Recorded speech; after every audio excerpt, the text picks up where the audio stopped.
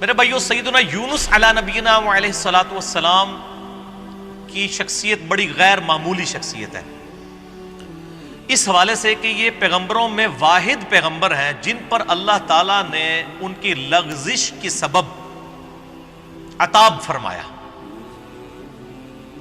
حتیٰ کہ سورۃ الصافات میں آیا کہ اگر یونس علیہ السلام مچھلی کے پیٹ میں ہم سے دعا نہ کرتے، اور وہ دعا آئی سورۃ الانبیاء میں، لا الہ الا انت سبحانک انی کنت من الظالمین، اگر یونس ان الفاظ میں ہمیں نہ پکارتے تو مچھلی کے پیٹ سے اسی دن نکالے جاتے جس دن مردے اپنی قبروں سے نکلیں گے۔ اتنا عتاب، اتنا جلال اللہ کا کہ یونس کی غلطی اتنی سویر نوعیت کی کہ جس دن مردے قبروں سے نکالے جائیں گے اس دن ہی پھر اللہ تعالیٰ فرماتے ہیں ہم یونس علیہ السلام کو مچھلی کے پیٹ سے نکالتے ہیں۔ اور دعا بھی دیکھیں، سورۃ الانبیاء میں آئی، لا الہ الا انت سبحانک انی کنت من الظالمین، لا الہ الا انت، کوئی نہیں معبود سوائے تیرے، سبحانک، اے اللہ تو تو پاک ہے، تو تو غلطی نہیں کر سکتا، انی کنت من الظالمین، میں تو انسان ہوں، غلطی کروں گا۔ کیا زبردست انداز ہے جی توبہ کرنے کا۔ اللہ تعالیٰ کی جو پاکی کی صفت ہے اس کو ٹریگر کیا ہے کہ اللہ تجھ سے تو غلطی نہیں ہوتی، میں تو بندہ ہوں، غلطی کراں گا۔ اور اللہ کو اتنی پسند آئی یہ کلمات، اور اس کے ساتھ الفاظ ہیں کذالک ننجی المؤمنین، ہم ایمان والوں کو بھی اسی طریقے سے نجات دیں گے جو یونس کی طرح ہم سے دعا مانگے گا۔ اور جامعہ ترمذی میں صحیح سند کے ساتھ حدیث ہے، جو شخص بھی یونس علیہ السلام کی دعا کے ساتھ اللہ کی طرف متوجہ ہوا، اللہ اسے کبھی محروم نہیں لوٹائے گا۔ یہ اسماء اعظم ہے۔ میرا ایک کلپ 4 لاکھ سے زیادہ لوگ یوٹیوب پہ دیکھ چکے ہیں۔ مصیبت اور پریشانی سے بچاؤ کے 3 وظائف، لا الہ الا انت سبحانک انی کنت من الظالمین، حسبنا اللہ ونعم الوکیل، اور یا حی یا قیوم برحمتک استغیث۔ یہ 3 وظائف۔ یونس علیہ السلام سے غلطی جو ہوئی وہ قرآن حکیم میں سورہ یونس کے اندر، سورۃ الانبیاء کے اندر، سورہ الصافات کے اندر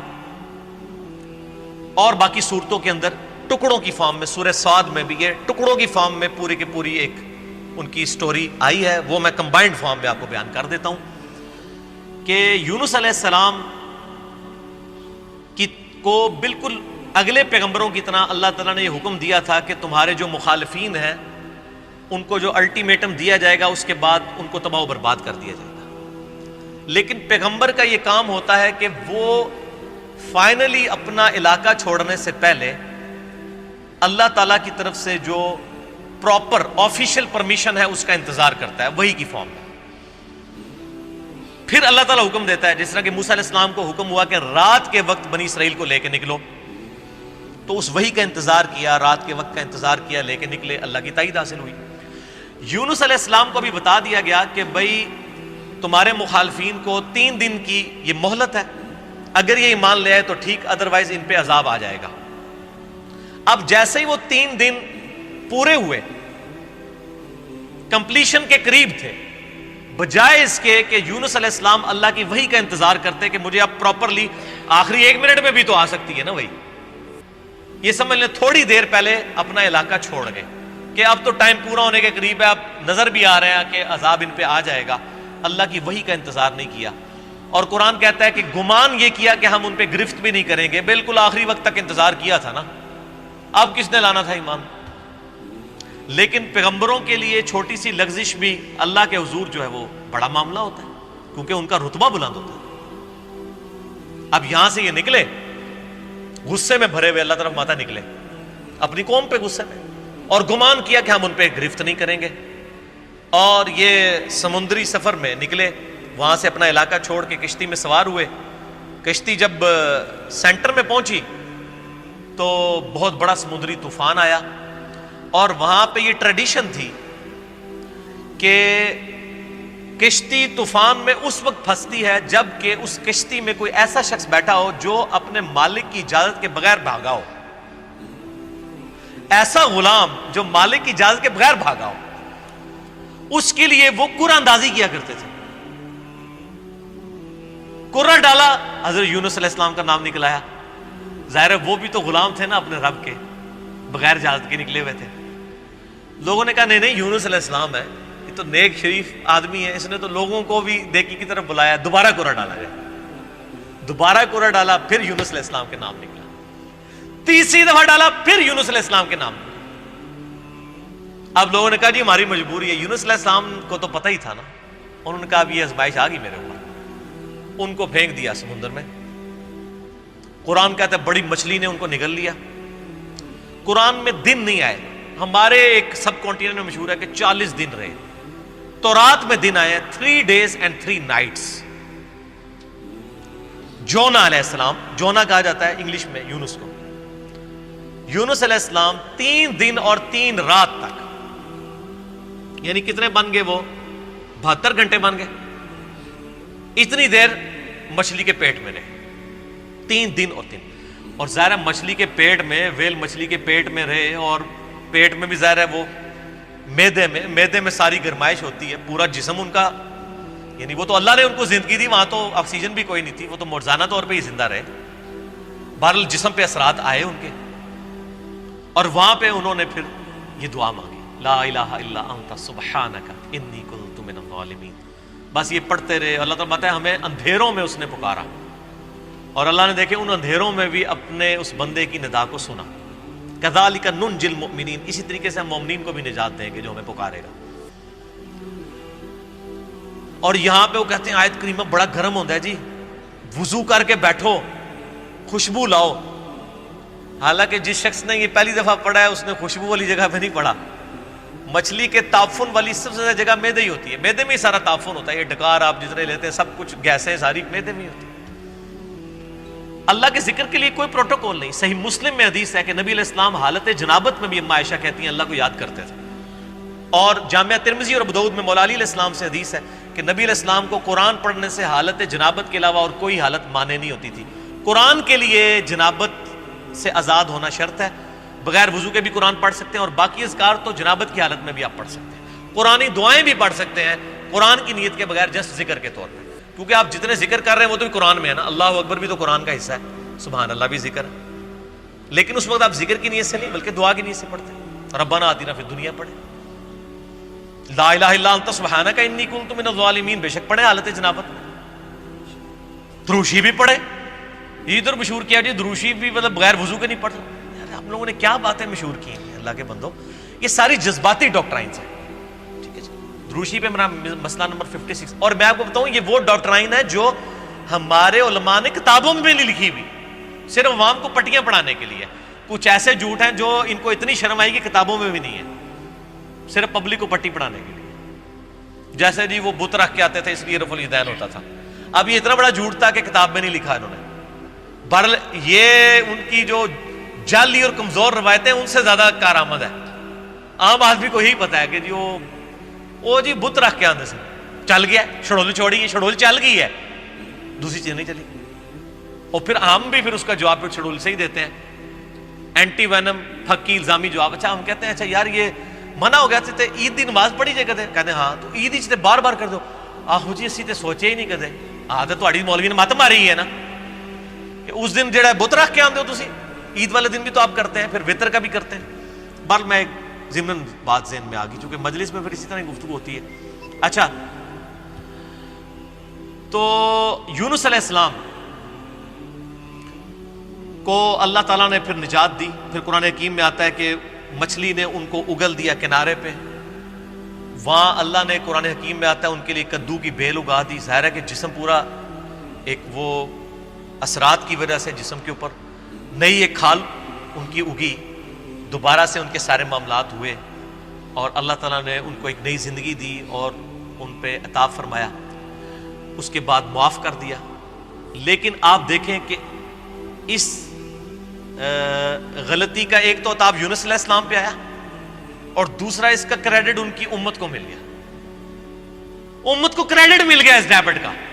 اور سورہ یونس جس کا نام ہی سورہ یونس ہے، اس میں حضرت یونس علیہ السلام کا نام آیا ہے، اللہ طرف آتا ہے کبھی ایسا نہیں ہوا کہ کسی قوم پہ عذاب آگ کا فیصلہ ہو جائے اور وہ عذاب ان سے ٹل جائے، الا قوم یونس، سوائے قوم یونس، کہ یونس علیہ السلام کی قوم سے یہ عذاب ٹل گیا۔ کیوں؟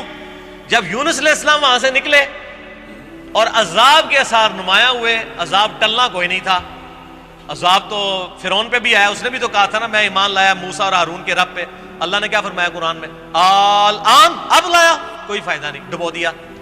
یہاں پہ بھی جب عذاب سامنے آیا نا, پوری قوم یونس تقریباً 1,00,000 اور اس سے چند زائد لوگ تھے, سارے کے سارے سجدے میں گر پڑے. انہوں نے کہا یا اللہ معاف کر دے, معاف کر دے, معاف. یونس علیہ السلام واپس قوم میں, قوم زندہ کی زندہ. اب یونس علیہ السلام کے لیے بھی ایک حیرانگی تھی, ایک پاسے میں بھی عذاب کٹے, دوسرے پاسے قوم بھی بچ گئی ہے, تو میں اب ان کو کیا منہ دکھاؤں گا جا کے کہ میں ان کو تو الٹیمیٹم دے کے گیا تھا, میں اپنی بھی لغزش کے اوپر عذاب بھگت آیا ہوں اور یہ بھی بچ گئے ہوئے ہیں. لیکن ان کو پتہ ہی نہیں تھا, قوم تو ایمان لا چکی تھی, تو انہوں نے آتے ہی آپ کے ہاتھ میں بیعت کر لی. اللہ تعالیٰ نے حضرت یونس علیہ السلام کی اس لغزش کو کریڈٹ بنا دیا ان کی امت کے لیے بھی. یونس علیہ السلام کو بھی ایک آزمائش سے گزارا. اب یہاں پہ بڑی امپورٹنٹ بات میں آپ کو کروں, خصوصاً ہم مسلمانوں کے لیے. بخاری اور مسلم دونوں میں حدیث موجود ہے, ایک یہودی اور ایک مسلمان کا جھگڑا ہوا. باقی روایتوں میں آتا ہے کہ وہ مسلمان سیدنا ابوبکر صدیق تھے رضی اللہ تعالیٰ. یہودی نے کہہ دیا کہ اللہ تعالیٰ نے موسیٰ علیہ السلام کو تمام جہان والوں پر فضیلت دی. یہ بخاری مسلم دونوں میں حدیث ہے. مسلمان نے کہا اللہ تعالیٰ نے ہمارے نبی علیہ السلام کو تمام جہان والوں پر فضیلت دی. جھگڑا ہوا, مسلمان کو غصہ آیا, اس نے اس یہودی کو تھپڑ مار دیا. وہ یہودی اپنا مقدمہ لے کر نبی علیہ السلام کے پاس آیا. آپ صلی اللہ علیہ وآلہ وسلم نے اپنے صحابی کو ڈانٹا اور فرمایا مجھے یونس پہ بھی مت فضیلت دینا. اب آپ کو اس جملے کا سمجھ آئے گی کہ یونس وہ واحد نبی ہیں جن پہ عطاب ہوا ہے, اور بہت بڑے لیول کا عطاب دنیاوی اعتبار سے دیکھا جائے.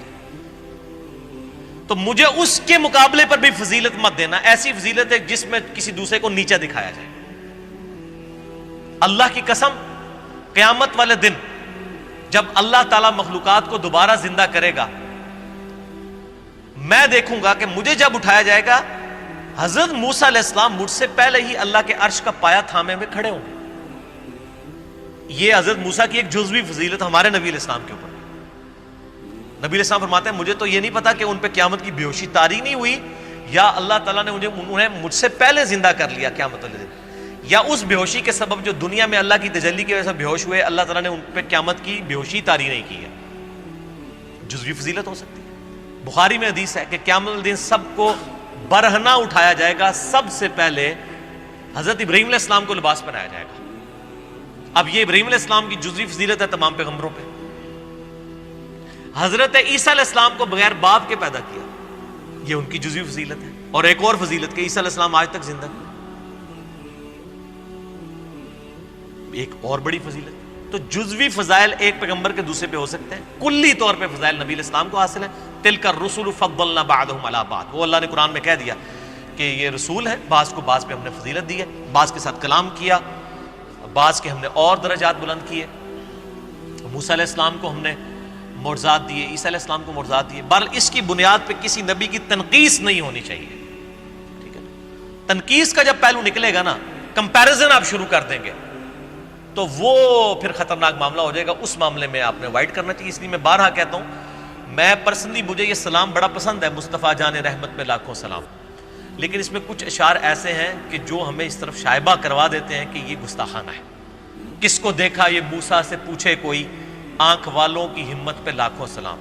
یار حضرت ابوبکر صدیق جب یہودی کے ساتھ یہ معاملہ کر رہے ہیں تو نبی علیہ السلام نے ان کو ڈانٹ دیا ہے, اور آپ 1400 سال بعد آ کے کہہ رہے ہیں موسیٰ تو نہیں دیکھ سکے سے ساڑھے نبی نے دیکھ لیا.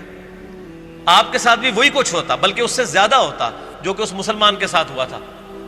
اس لیے کہ آپ ایک غلط ٹریک کے اوپر چڑھ رہے ہیں, نبی علیہ السلام کی ذات کی ایک غلط تعریف بیان کر رہے ہیں. آپ ویسے بیان کریں کہ ہمارے نبی علیہ السلام نے خواب میں اللہ کی زیارت کی ہے, یہ ضرور بیان کریں, لیکن کمپیریزن نہ کریں.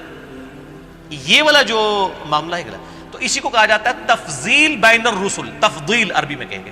ایک رسول کو دوسرے پہ فضیلت دینا یہ جائز اور حلال ہے, قرآن نے بھی دی ہے. لیکن تفریق بین الرسل, رسولوں میں فرق کر دینا ایمان لانے کے اعتبار سے یا کسی کو اونچا نیچا دکھانے کے فور, یہ حرام ہے. تفضیل بین الرسل جائز ہے, تفریق بین الرسل حرام ہے. حضرت عیسیٰ علیہ السلام کا بھی گستاخ اتنا ہی بڑا گستاخ ہے جتنا ہمارے نبی علیہ السلام کا گستاخ ہے. ایک بندہ سارے پیغمبروں کو مانے ہمارے نبی کو نہیں مانتا وہ بھی کافر ہے. ایک بندہ ہمارے نبی کو مانتا ہے سارے پیغمبروں کو مانتا ہے حضرت موسیٰ علیہ السلام کو نہیں مانتا وہ بھی کافر ہے. تو لا نفرق بین احد من رسلہ وقالوا سمعنا واطعنا غفرانک ربنا والیک المصیر. ٹھیک ہو گیا جی.